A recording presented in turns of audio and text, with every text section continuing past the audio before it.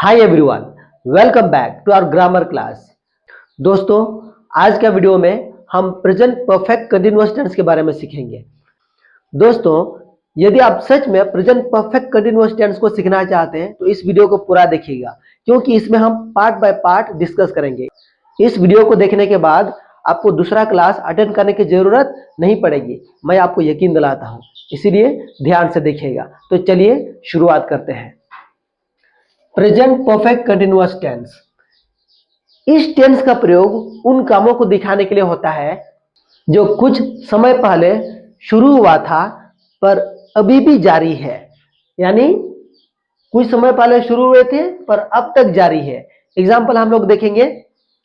I have been studying for 2 hours. मैं 2 घंटे से पढ़ाई कर रहा हूँ। दूसरा, she has been cooking since morning. वह सुबह से खाना बना रही है।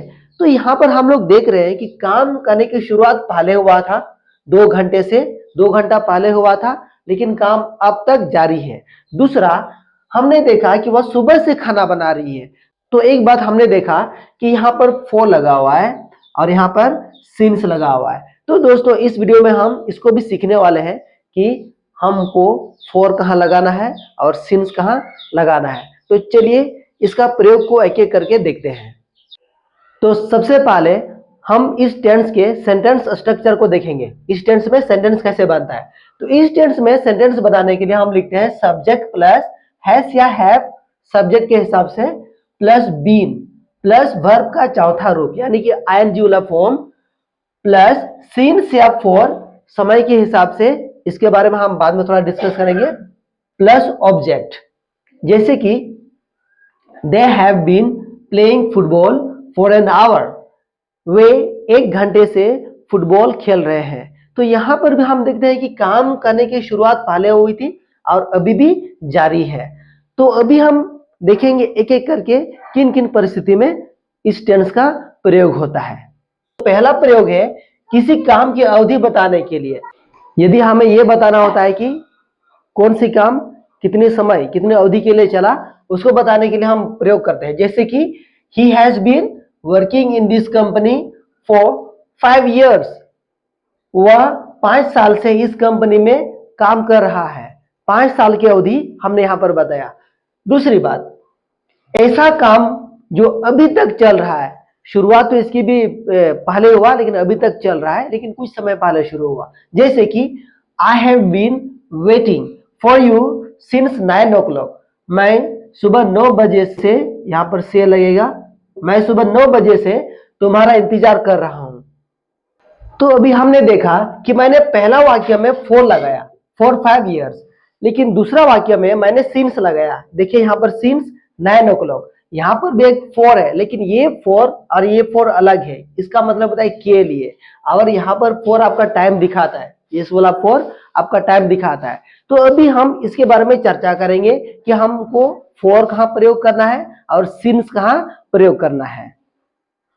तो चलिए सिंस और फॉर में क्या अंतर है उसको हम लोग देखते हैं। कब सिंस का प्रयोग करते हैं और कब फॉर का। दोस्तों, सिंस का प्रयोग किसी समय के बिंदु से यदि दिया हुआ है तो हम करते हैं। यानी कि किसी घटना की शुरुआत करने के समय यदि दिया गया है तो उस स्थिति में हम सिंस का प्रयोग करते हैं। जैसे कि सिंस मॉर्निंग यानी कि सुबह से, सिंस मंडे मंडे से, एटसेट्रा। जैसे एग्जाम्पल देखेंगे, he has been learning English since 2020। वह 2020 से अंग्रेजी सीख रहा है। तो देखिए यहां पर शुरुआत करने का समय दिया गया है, इसलिए हमने सिंस का प्रयोग किया। दूसरा, हम फॉर का प्रयोग कहां करते हैं। याद रखिए, फॉर का प्रयोग किसी समय अवधि को दिखाने के लिए होता है।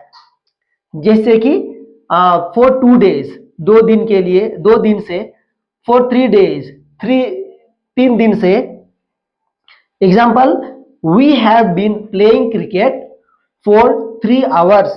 हम 3 घंटे से क्रिकेट खेल रहे हैं। यहां पर ध्यान देने वाली बात है कि अभी आपको एग्जैक्ट टाइम का पता नहीं चल रहा है।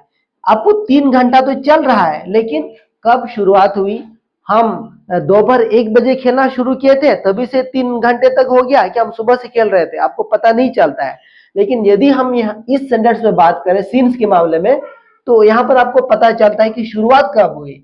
यहाँ पर 2020 में शुरुआत हुई, कहीं कि हम बोलते हैं कि I have been studying since morning, I have been studying since 9 o'clock, ऐसे ऐसे वाक्य इसमें आएंगे। आशा है आपको ये फॉर और सिंस का प्रयोग समझ में आया होगा। अभी हम तुलना करेंगे कि ये फॉर और सिंस का प्रयोग प्रेजेंट परफेक्ट टेंस के साथ भी यूज होता है और इसके साथ भी, यानी कि प्रेजेंट परफेक्ट कंटीन्यूअस टेंस के साथ भी यूज होता है। तो इसमें क्या डिफरेंस है, इसको अभी हम लोग देखेंगे। तो पहले हम प्रेजेंट परफेक्ट टेंस में बीता हुआ काम को दिखाने के लिए सेंटेंस देखेंगे। सो प्रेजेंट परफेक्ट टेंस में हम काम के पूरे होने या अब तक चले आने, यानी कि रिजल्ट पर ध्यान देते हैं, रिजल्ट पर जोर देते हैं। एग्जाम्पल के लिए I have taught English for 5 years, मैं 5 साल से अंग्रेजी पढ़ा चुका हूं। यहाँ पर प्रेजेंट परफेक्ट टेंस में आपको नतीजे अनुभव पर ध्यान देता है, यानी कि मैं यहाँ 5 साल का अंग्रेजी पढ़ाने का अनुभव है। दूसरा, प्रेजेंट परफेक्ट कंटीन्यूअस टेंस में क्या होता है, इसमें हम काम के लगातार चलते रहने पर ध्यान देते हैं। जैसे कि I have been teaching English for 5 years, मैं 5 साल से अंग्रेजी पढ़ा रहा हूं। यहां पर मैं अपना काम चलते रहने पर फोकस दे रहा हूं, 5 साल से अंग्रेजी पढ़ा रहा हूं।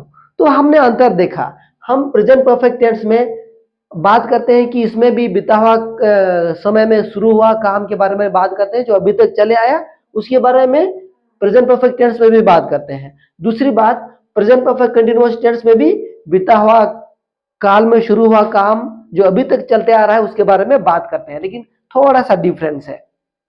चलिए अब हम और एक पॉइंट देखते हैं कि हम प्रेजेंट परफेक्ट कंटीन्यूअस टेंस में क्वेश्चन कैसे बनाते हैं। तो question structure in present perfect continuous tense, इसमें क्वेश्चन कैसे बनता है। देखिए क्वेश्चन 2 प्रकार का होता है। पहले भी हमने बात किया था कि इंग्लिश में क्वेश्चन 2 प्रकार का बनता है। एक है यस और नो क्वेश्चन, यानी कि जिसका जवाब सीधा दिया जा सकता है यस और नो में, और दूसरा है जिसको हम व्हाट, व्हाई, वेयर, व्हेन, यानी WH वर्ड से पूछते हैं। तो 2 प्रकार का क्वेश्चन होता है। तो चलिए पहले प्रकार का देखते हैं। पहले प्रकार का क्वेश्चन बनाने के लिए हम हैव या हैज से शुरू करते हैं क्वेश्चन को। Have has plus subject plus been plus verb का चौथा रूप यानी कि ING फॉर्म प्लस फॉर या सिंस प्लस ऑब्जेक्ट। आप टाइम एग्जैक्टली लगाओगे। एग्जाम्पल हम देखते हैं, have you been studying for the exam, क्या तुम परीक्षा की तैयारी कर रहे हो। यानी कि हम पूछना चाह रहे हैं कि परीक्षा के लिए तैयारी करते आ रहे हो, लेकिन हिंदी में हम ऐसे नहीं बोलते हैं, तो सीधा पूछते हैं क्या तुम परीक्षा की तैयारी कर रहे हो। इसको हम प्रेजेंट कंटीन्यूअस टेंस में भी बोल सकते हैं, लेकिन यदि हम इस टेंस का बात करते हैं तो ऐसे बनेगा। तो हमने यहाँ पर देखा हैव से शुरू हुआ।